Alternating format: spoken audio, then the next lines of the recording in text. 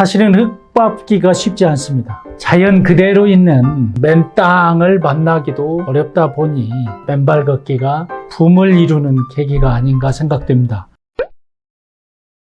날씨가 따뜻해지니까 야외로 나오는 분들이 참 많습니다. 그러다 보니 공원이나 주위에서 자연을 찾아서 야외 활동을 원하는 분들이 많습니다. 그런데 그동안은 학교나 공공시설들의 운동장들이 인조잔디, 우레탄, 어떤 인공적인 편안하고 관리가 쉬운 이런 시설들이 대부분이었습니다. 그런데 최근에 그런 추세는 자연 그대로의 맨 땅, 이런 시설로 이렇게 바뀌고 있습니다. 이런 인공물들이 건강에 안 좋다는 그런 평가 내지는 권고에 의해서 초등학교 운동장도 흙으로 이루어진 맨땅 운동장이나 테니스장도 앙투카라고 해서 붉은 모래로 이렇게 바뀌고 하는 것들을 보면서 시대가 많이 또 변하고 있구나. 이와 비슷한 예가 맨발 걷기도 요즘 붐을 이는 이유 중에 하나가 전부 인공물이고, 인공물 위에 우리가 생활하는 아스팔트, 시멘트, 도로, 인조, 잔디, 우레탄 길, 사실은 흙밟기가 쉽지 않습니다. 자연 그대로 있는 이런 맨 땅을 만나기도 도시에서는 참 어렵다 보니 맨발 걷기가 붐을 이루는 계기가 아닌가 생각됩니다.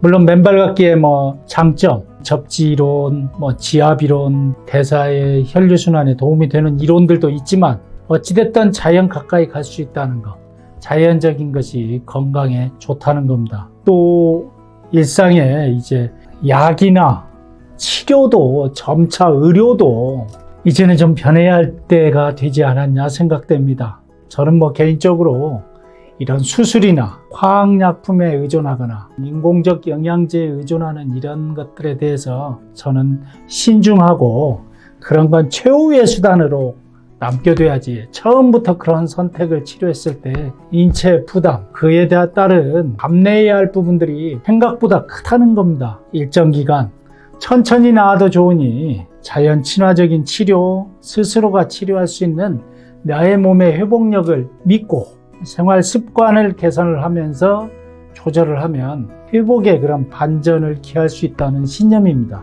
그래서 가장 중요한 혈류순환, 순환을 어떻게 높일 건가 하는 그런 결과들이 이런 식으로도 좋아질 수 있느냐고 환자분들이 되게 놀라워하고, 또 그러다 보면 의사와 환자의 신뢰가 생기면서 치료 방법을 충실하게 따르고 건강을 스스로 지켜가는 이런 상황까지 이르게 되는 겁니다.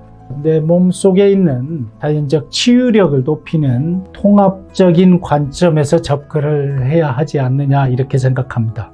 여러분들의 그런 주위에 있는 모든 자연을 여러분들이 경이로운 눈으로 몸에 대해서 묵상하는 자세로 한번 보시면 그 속에 건강과 삶의 질을 높이는 어떤 열쇠가 있고 지름길이 있다 봅니다. 순환톡톡이었습니다.